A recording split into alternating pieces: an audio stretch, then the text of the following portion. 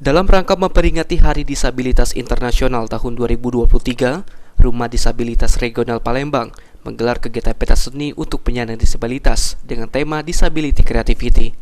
Disampaikan oleh Kepala Dinas Sosial Provinsi Sumsel, Mirwansyah. Dari hasil survei nasional untuk penyandang disabilitas di Indonesia, ada sekitar 220.000. Sementara untuk di Provinsi Sumsel sendiri, yang melapor dan sudah ada datanya di Dinas Sosial, ada sebanyak 5.421 penyandang disabilitas. Dari total 5.421 penyandang disabilitas di Sumsel, yang paling banyak merupakan penyandang disabilitas ganda antara lain disabilitas tunadaksa, tunarungu, dan tunabicara, serta disabilitas tunanetra dan tunarungu. Pak, data 200.000 tadi data berdasarkan apa tuh? Pusenas, hasil survei nasional.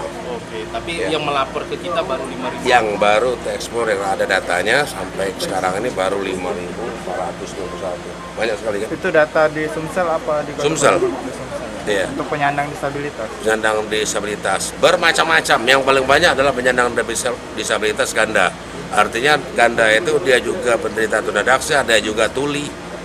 Nah, kalau yang lainnya itu tunadaksa tidak terlalu banyak, hanya 40 sampai 40 ribuan tidak terlalu banyak. Yang belum terekspos sama sekali adalah mereka penyandang difabel mental. Ditambahkan Mirwansyah, penyandang disabilitas butuh bersosialisasi seperti manusia normal pada umumnya, sehingga diharapkan dengan bersosialisasi, pengetahuan dan bakat dari penyandang disabilitas bisa muncul. Eki Saputra, PAL TV.